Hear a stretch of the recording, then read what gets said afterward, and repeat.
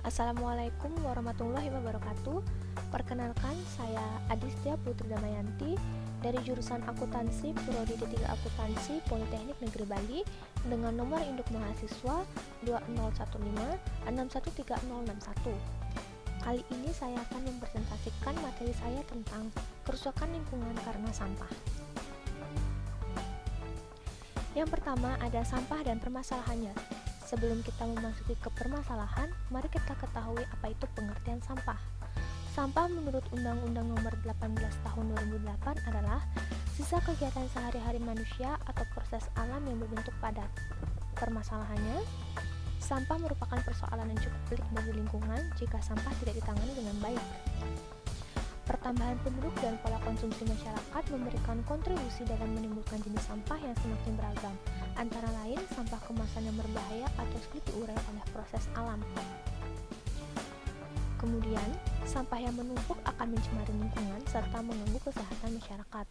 Dan pengelolaan sampah selama ini belum sesuai dengan metode dan teknik pengelolaan sampah yang berwawasan lingkungan, sehingga menimbulkan dampak negatif terhadap kesehatan masyarakat dan lingkungan.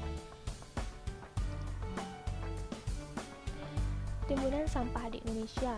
Jumlah timbunan sampah di Indonesia dapat kita lihat setiap tahunnya meningkat. Di tahun 2017 sebesar 65,8 juta ton, di tahun 2018 sebesar 66,5 juta ton, dan di tahun 2019 sebesar 67 juta ton. Mengapa hal tersebut dapat terjadi? Karena setiap tahunnya penduduk di Indonesia pasti bertambah. Pertambahan penduduk dapat menimbulkan pertambahan jumlah sampah juga, karena diasumsikan bahwa setiap orangnya menghasilkan 0,7 kg sampah per hari. Jenis sampah. Secara umum, sampah dapat dibedakan menjadi sampah organik dan sampah anorganik. Adapun pengertian dari sampah organik adalah sampah yang berasal dari makhluk hidup yang mudah terurai secara alami tanpa proses campur tangan manusia untuk dapat terurai.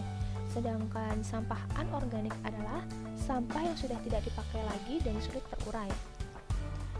Beberapa contoh sampah organik dan sampah anorganik. Untuk sampah organik ada sisa sayur-sayuran atau buah-buahan, daun-daunan kering, kotoran hewan, dan masih banyak lagi. Untuk anorganik ada botol kaca atau botol plastik, styrofoam, kantong plastik, dan masih banyak lagi. Faktor dari sampah yang menumpuk. Yang pertama ada belum berjalannya pengelolaan sampah dengan metode 3R atau metode Reuse, Reduce, and Recycle secara maksimal. Yang kedua ada teknologi pengolahan sampah tidak optimal. Yang ketiga ada sosialisasi dan edukasi dari pemerintah mengenai pengelolaan dan pengolahan sampah dianggap kurang.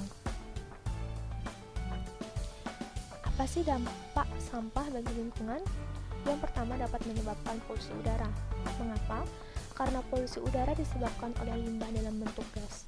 Pembakaran bahan bakar fosil seperti bensin menghasilkan banyak karbon dioksida, penggunaan pendingin menghasilkan gas CFC, dan tumpukan sampah menghasilkan gas metana. Ketiga gas tersebut termasuk dalam gas rumah kaca. Gas tersebut membentuk lapisan di atmosfer bagaikan rumah kaca, memerangkap panas, dan memantulkannya sehingga akan merusak lapisan ozon. Yang kedua dapat menimbulkan polusi laut, karena sampah yang terbawa ke lautan sangat membahayakan makhluk hidup di sana. Hewan tidak memiliki alat gerak dan akal seperti manusia, sehingga jika terjebak, ia tidak akan bisa melepaskan diri. Banyak hewan yang lehernya terjerat kantong plastik atau tali dan tak bisa melepaskan diri. Yang ketiga dapat menimbulkan polusi tanah.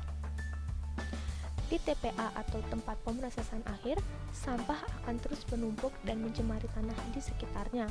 Sampah yang menumpuk di tanah mengeluarkan zat berbahaya gas metan atau CH4 yang dapat meningkatkan emisi gas rumah kaca dan memberikan kontribusi terhadap pemanasan global.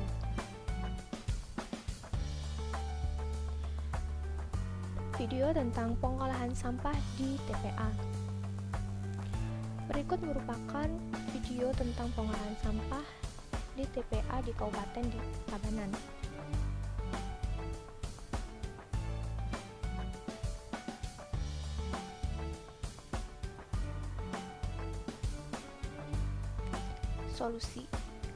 Solusi yang dapat kita lakukan adalah melakukan pengelolaan sampah. Tujuan dilaksanaan pengelolaan sampah adalah untuk meningkatkan kesehatan masyarakat dan kualitas lingkungan serta menjadikan sampah sebagai sumber daya. Pelaksanaan pengelolaan sampah terdiri atas pengurangan sampah dan penanganan sampah. Adapun kegiatan pengurangan sampah meliputi pembatasan timbulan sampah, pendauran ulang sampah atau pemanfaatan kembali sampah. Sedangkan kegiatan penanganan sampah meliputi pemilahan, pengumpulan, pengangkutan, pengolahan, dan pemrosesan akhir sampah. Selain itu, kita juga dapat melakukan kegiatan memilah sampah. Tujuan dari kegiatan memilah sampah yang pertama adalah memudahkan proses daur ulang.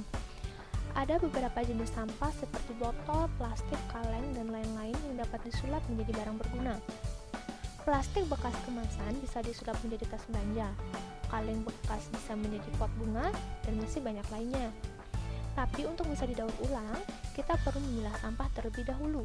Dengan memilah sampah, maka akan mempermudah proses daur ulang. Yang kedua ada mengurangi tumpukan sampah di laut. Yang ketiga ada menjaga kesehatan masyarakat. Selain sampah organik dan anorganik, terdapat juga sampah B3 atau bahan berbahaya dan beracun. Contoh sampah B3 diantaranya adalah sampah baterai, hairspray, minyak wangi, dan masih banyak lagi. Sampah B3 ini pada umumnya bersifat gampang terbakar, gampang meledak, beracun.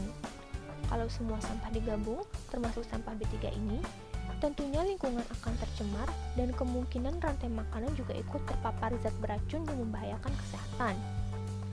Yang keempat ada meningkatkan kebersihan lingkungan, dan yang kelima ada meningkatkan kesejahteraan masyarakat.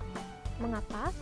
Karena dengan memilah sampah dapat membuktikan bahwa sampah bisa menjadi salah satu sumber penghasilan tambahan. Persoalan sampah dapat berdampak bagi kerusakan lingkungan. Untuk mewujudkan lingkungan yang bersih, maka kita harus mulai memilah sampah dari sumbernya. Sekian presentasi yang dapat saya sampaikan. Mohon maaf apabila ada kesalahan. Saya tutup dengan wassalamualaikum warahmatullahi wabarakatuh.